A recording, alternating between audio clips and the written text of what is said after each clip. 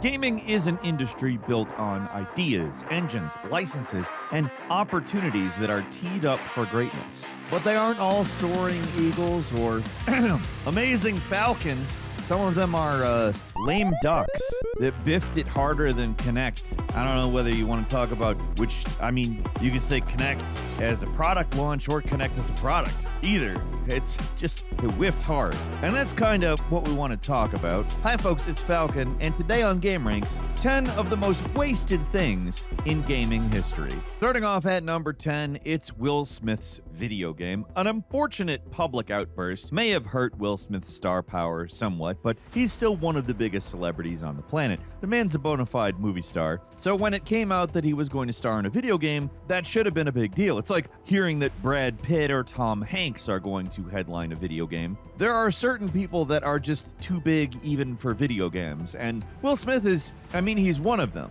I could see a video game that is made based off of a license for a Will Smith movie, but not like a Will Smith video game that was written for him to star in. So when it was initially revealed that the Fresh Prince was going to star in a zombie-themed survival game, people stood up and took notice. Was this going to be gaming's I Am Legend? The budget was certainly big enough. It was an estimated $140 million and was considered a key game for publisher Tencent. I wouldn't blame you if you've never heard of this, though, because outside of the rare few who saw that the game starred Will Smith somehow, it mostly went unnoticed by everyone. The game itself, which is an utterly generic survival RPG primarily meant for mobile devices, barely even featured Will Smith. That was more of a promotional deal than anything else. The concept of a Will Smith video game, it would be great. Like, honestly, I would love to see the man star in a game that people actually care about, but Undawn is not that game. It is just some forgettable crap. I guess attaching Will Smith to a game worked at least a little bit. Like,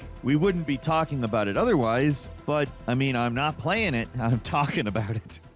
At number 9 is EA's 10 years with the Star Wars license. Back in 2013, EA managed to sign a 10-year agreement with Disney for exclusive rights to the Star Wars license. This was back when hype around Star Wars was at its highest point. Star Wars was coming back for an all-new sequel trilogy starting in 2015. It was going to be a license to print money in a way the MCU only dreamed of, but how Disney eventually handled Star Wars, might be better than how EA did.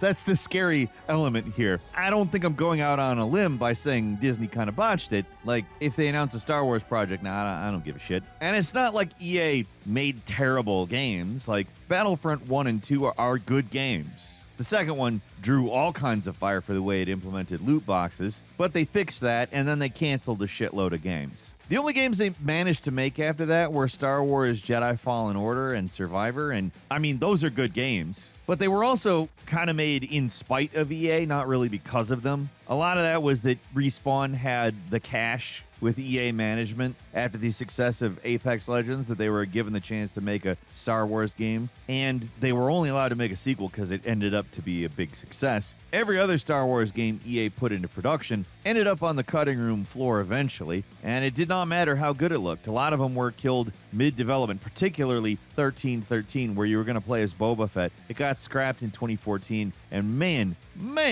that game looked good. Visceral Games were working on an Uncharted-style adventure game codenamed Ragtag. That got canceled. EA Vancouver, they were doing an open-world Star Wars called Project Orca. That got shit-canned. And a Battlefront spin-off game codenamed Viking was shut down before it could get off the ground. EA spent millions getting exclusive rights to Star Wars, but once they had it, they just seemingly refused to do anything with it. And all these developers were just chomping at the bit to make something, and EA just refused. We got a few good games out of the deal. Again, I think that the two Star Wars Battlefront games are actually underrated. They got a lot of flack that once they fixed the second one, the games are well above, as far as I'm concerned. And the two Star Wars Jedi games are really top-notch games. But man, there could have been so much more. One thing you won't have to worry about there not being more of is gameranx videos. We're going to continue making them every single day, but we also have to ask for your help because most people watching them are not subscribed. If you were subscribed, it would help us out quite a bit. It gives us more resources to work on what we do. I know it's annoying, but I gotta ask, please become a subscriber. It helps us out a lot, so we thank you a ton, and we hope it helps you out as well.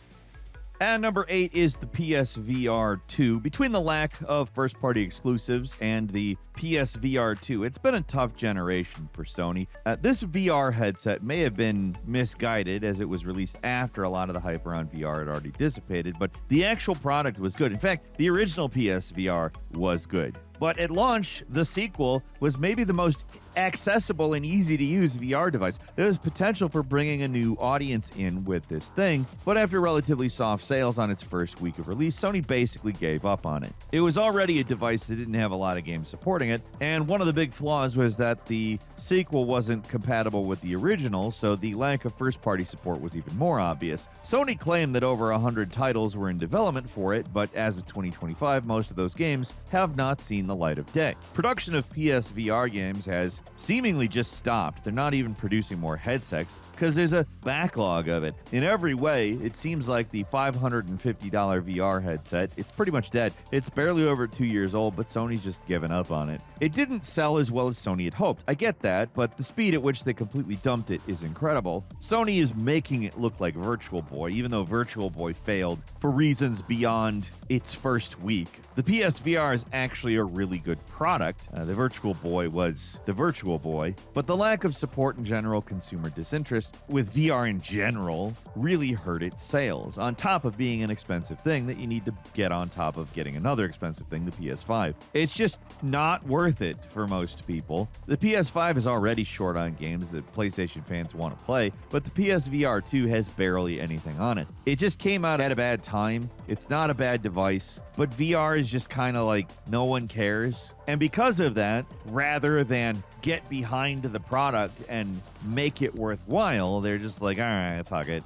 See, that's really the problem with VR. It's not so much that people are completely averse to playing something on a VR headset. No one's really made it worth it yet. If Sony had stepped up and made this thing just full of incredibly killer games, as well as backwards compatible with the previous generation's games, they probably could have brought this thing to life with some work. I said it in another video, though, we're moving into a time in which no one cares about creating a product that people like and that sells well and is successful. People care about creating properties that they can essentially make money off of passively. I think that's what all of our main big developers, other than Nintendo, are trying to figure out how to do. How do they do this stuff to where they don't really have to actively do anything? That's why they don't bother getting behind products anymore. And I hate it. I'll say it every single time I mention any of this. I just hate it. And number 7 is the Fox engine. When Konami really started working on the Fox engine back in 2008, Kojima's goal was nothing less than to make the best engine in the world. It was going to power Konami's next generation of games. Basically, it was their answer to Capcom's MT framework engine. It was going to be cutting edge, but capable of scaling easily between 7th and 8th generation consoles and PC. They spent years and years on this thing. It was obviously something they wanted to use a lot. It was the plan anyways. And just to be clear, the Fox engine as used in Metal Gear Solid 5 was very impressive. They were somehow able to get that game working pretty seamlessly on PlayStation 3 and 4. The environments were huge, they were very detailed, and everything ran really smooth. Unfortunately, Metal Gear Solid 5 was a compromised product, in part because they spent so long developing the engine instead of just making a game. But the constant delays and development struggles at getting the best engine in the world working was what ultimately created an irreconcilable rift between Kojima and Konami. All the evidence points there, because nobody involved has actually said anything one way or the other. With Kojima out and most of the team that actually created and understood the Fox engine leaving with him to go work at the newly formed Kojima Productions, the engine they spent so long and so much money creating barely got any use. They used it for a few soccer / football games, depending on where you are. They made Metal Gear Survive with it, but that game was basically a mod for MGS5, and not a good one. And that's it. 7 years of grinding away at a new engine, and it got used for almost nothing, which is wild because it's a really good engine. When Pro Evolution Soccer games stopped using the Fox engine, the difference was very noticeable. The new games were definitely worse without it. With Konami, it's hard to say whether all the drama around the creation of the Fox engine caused them to basically exit the game industry in the 2010s, or if they were already planning on exiting and focusing on gambling. Either way, it's kind of a chicken and egg scenario, and either could be true. I personally think that they were on their way out for a lot of reasons other than the engine. I think it had a lot to do with their CEO being a big mobile games guy or something like that. I don't remember. But either way, it's hard not to look at how impressive the Fox engine was for its time, or even really now. Like, you wonder what could have been with Silent Hills and another proper Metal Gear game. All would have just been amazing.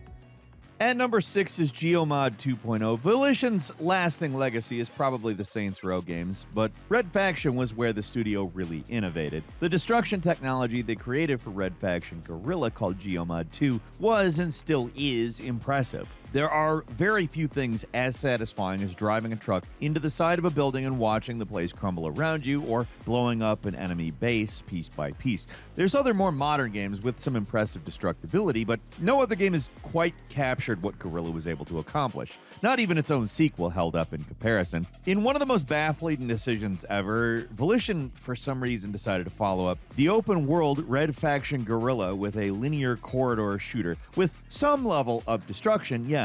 But what made the previous game so good was how it was this free-form Martian colony that you could pretty much take whatever approach you wanted, including leveling it. The second, it's not exactly terrible, but it's really forgettable because it doesn't have any of the stuff that makes it work. It even has destruction, it's just not Red Faction Guerrilla 2. The Red Faction after Guerrilla should have been bigger and more over the top with upgraded destruction and more powerful tools. That should have been the game, period. But instead, they made the sequel smaller and worse in every way, and that was it for Geomod. The Saints Row games, of course, never used it. Nobody else even attempted to make anything else like it. In all that effort, making this incredibly satisfying way to destroy stuff in an action game is just abandoned. There was and still is so much unrealized potential there. It's crazy. And something which is crazy, like the Nemesis system, which was also severely underutilized. There's no stupid patent saying nobody else can do anything like it. The only thing stopping someone from making their own Geomod 3.0 is that it's probably difficult, but that's never stopped any. Like, somebody needs to bring back Red Faction, and if that's not in the cards, at least somebody bring back something like Geomod 2.0. It was a total waste of that system to not continue making games with it. And number 5 is Fallout Los Angeles. It's wild we're coming up on the 10-year anniversary of Fallout 4, and there has not been another game announced other than Fallout 76, which isn't in a bad place anymore, but it's not Fallout 5. With Bethesda hard at work at Elder Scrolls 6, there's nothing going on with Fallout. Maybe they are working on something in secret, but if they are, Obsidian, the guys who made what is probably the most widely respected modern Fallout, they're not the ones helping with it. For whatever reason, Obsidian's business with Bethesda is just over. They've tried to pitch new games to Bethesda in the past, including Fallout New Vegas 2, or something like Fallout Los Angeles that takes place in the Boneyard, which is the in-universe name for the ruins of LA, but they got turned down. Taking the Fallout franchise away from Obsidian was a bad idea back then, and now it's looking like Todd Howard took a hit in the head or something. What are they even thinking at this point? There's a popular, successful, critically acclaimed Fallout TV show airing right now, which mostly takes place around LA in the first season, and in the second season it's going to the New Vegas area, going all in on New Vegas nostalgia. And it's not the Bethesda games the TV show's focusing on and building off of, it's Obsidian's New Vegas. That's the game that is most associated with the Fallout brand now, and yet for some reason Bethesda doesn't want to touch it.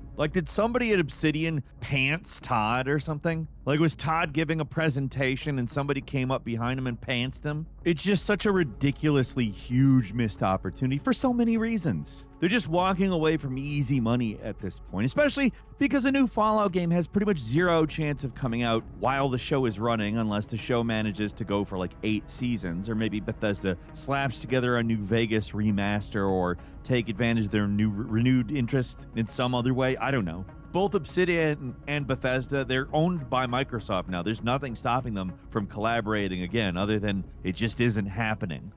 And number 4 is commissioning a Deus Ex remaster and giving it to Asper. Maybe I'm jumping the gun on this, but have you seen the announcement trailer? It's something. The original game is an all-time classic. It's near the top of a lot of lists of the best games of all time. It's also a game that really does need some kind of remaster or remake, because it is a classic, but the original game, A, doesn't run good, and B, could benefit from a lot from some quality of life updates. But hey, even just the fact that it crashes sometimes, in fact a lot, is just something you can't do anything about if you're playing the original unmodded game. Just for ease of access, having to fix that port would be great. It does deserve a full, big budget, lavish remake treatment. It's, one of the most influential games of all time, but it's not what we're getting. But a clean, bare-bones port would be good enough. So what the hell is this? It's odd. It's coating the entire game in an oily mid-2000s sheen and updating the graphics to make them look like they're from an early Xbox 360 shooter or like something with Unreal Engine 2 as the base, but also a little bit uglier. Like, it looks bizarre. I don't know if I want to say I think it looks dreadful because, in some respects, I prefer looking at this to like really, really outdated bad graphics that expose I don't remember it the way I thought, but also I don't think I like it. The character models are bizarre. The lighting is too dark, too blown out in certain places. The weapon models look pretty cheap. It looks like a fan mod. Like there are fan mods that actually do better than this. And the problem here, it's Asper. Their remake game has been pretty spotty. What they did with the Tomb Raider games, I actually think it's good. When they're not trying to be too ambitious, it seems like things come out okay. But then you also have things like the Battlefront remakes, which were not good. They were bad. They were very bad. With Deus Ex, they're trying something here, but it's not working. I don't know. Maybe the backlash will get them to redo stuff to not look like this. A game with the pedigree of Deus Ex deserves better than this. And number 3 is Xbox's Legacy Studios. What do 343 Industries, aka Halo Studios, the Coalition, and the now defunct The Initiative have in common? Well, they were all game studios formed for the purpose of working on a single franchise by Xbox, and they've all failed to one degree or another. The Coalition is probably the most stable of these studios because they were already a studio before getting assigned Gears after Epic moved on from the series. 343 has been a non-stop rolling disaster since it formed. It's a miracle anything even gets made by them. The games coming from these studios aren't even that bad, but compared to the original Halo or Gears games, they aren't quite there. The Initiative didn't even get the chance to get that far. They were on Perfect Dark's reboot, and that got canceled and they got shut down. They're gone, and the future of the other two it's up in the air. Who really knows what the future of Halo is going to look like in 2025? Either way, Microsoft's stewardship of these franchises has been a big disappointment. I'm not sure if the problem lies with developers, who seem to be in constant turmoil just trying to run their studios, or if Microsoft is to blame for letting massive properties like Halo or Gears wither on the vine. I'm inclined to think it's probably both. Like, there's plenty of blame to go around. Like, these franchises and these studios had real potential to step out of the shadows and prove themselves with new and exciting games that really push the envelope of what a Halo game or a Gears of War game could be. But instead, they've played it either too safe or taken the games in odd directions that the fans didn't want them to go in. I know it's a tough balancing act, and I don't begrudge them for their growing pains, but they never managed to grow up. They're just stuck in a constant state of anarchy that's hurting Halo. And, I don't want to say Gears is in bad shape because it's really not, but it took a few games and some time to get to the point where it's like, I think this Gears prequel is going to be pretty damn good. I'm happy these studios exist to keep the series alive in some way, but at this point it feels like Microsoft should be better at managing their game studios. They suck at it so bad. And number 2, not entirely dissimilar, but great studios getting stuck in the Call of Duty mines. It was never my intention to pick on Microsoft because PlayStation's made their fair share of mistakes, for sure. But Microsoft now owns basically half the gaming industry. It's kind of inevitable. This is where things are going to go if you follow the money. At least with this, you can't blame Microsoft because it was going on well before Activision was acquired by them. If you don't know, Activision has 3 main studios that make Call of Duty games. Infinity Ward, the original, Treyarch, and also Sledgehammer. But those are the big 3. Under them are a ton of support studios that do the grunt work of making sure Call of Duty comes out every year no matter what. In an industry where game sequels take years and years, Activision has created a well-oiled machine that pumps out a new Call of Duty like clockwork, and that requires a lot of hands. To keep up the frankly insane pace of releases going, they slowly but surely took every single one of the independent developers working at Activision, some of them with long and storied histories, and put them on Call of Duty. They were no longer going to make their own original games. It was all Call of Duty all the time, and frankly, that sucks. And that is coming from somebody who generally likes Call of Duty. Like, certainly I have my fair share of criticisms for it, but a good Call of Duty campaign is a good Call of Duty campaign, my friends. There are, and unfortunately were, also some great developers at Activision. Beanox made Spider-Man Shattered Dimensions. High Moon Studios did those great Transformers games. Raven Software needs no introduction. They're one of the all-time great FPS creators that made Heretic, Hexen, Soldier of Fortune, Jedi Knight 2, the underrated Singularity, the X-Men Legends game. They were prolific, and now they just work on Call of Duty. I mean, even Treyarch used to do varied and interesting stuff. Like, they were the original Tony Hawk's 1 and 2 developers. They put out Tony Hawk's Pro Skater 2X on the Xbox back in 2001. And that's basically Tony Hawk 1 and 2 for then. And that's the whole problem. I wish these guys could just go back and do their own original games or follow-ups to their original games or anything instead of just slaving away at making Call of Duty possible. Yes, Call of Duty is probably the most profitable video game franchise of all time. I don't want to look it up, but I feel like it's probably not controversial to say something like that. And if I'm wrong, it's not by much. I don't care, though. I want Singularity 2, and I want it now. And finally, at number 1, Krafton acquiring Subnautica developers for a crazy amount of money, and, you know, everything after that. Back in 2001, Krafton, the owners of PlayerUnknown Battlegrounds, among other things, acquired Unknown World, the guys behind Subnautica, for a mouth-watering $500 million, a half bill. There was a promise of up to $250 million in bonuses, depending on how well the sequel sells. They spent that much on a studio that has made 4 games up to that point, and the 2 Subnautica ones have been the successes. There is no way they were worth even close to that much. Doesn't matter how successful Subnautica was. There was potentially $750 million on the line, and Krafton clearly overpromised to a ridiculous degree. It's also possible Unknown Worlds wasn't taking their commitment seriously, and something led to an eventual breaking point. Krafton fired the 3 lead developers on Subnautica 2 and sued them for breach of employment.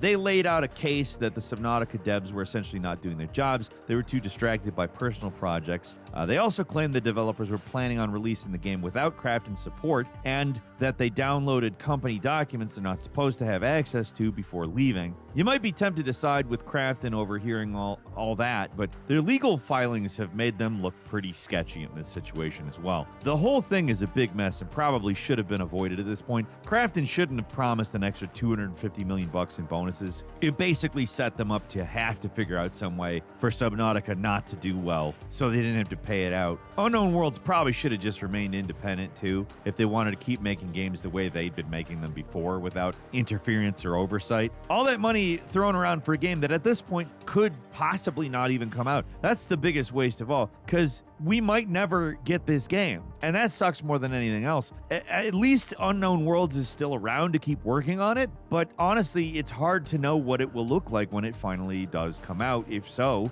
I mean, the original guys got replaced by the guy behind the Callisto Protocol, so that could very much not be good. What do you think, though? That's everything we got for today, so leave us a comment and let us know. If you like this video, click like. If you're not subscribed, now's a great time to do so. We upload brand new videos every day of the week. Best way to see them first is, of course, a subscription, so click subscribe. Don't forget to enable notifications, and as always, thank you very much for watching this video. I'm Falcon. You can follow me on Twitter, Falcon the Hero. We'll see you next time, right here on GameRanx.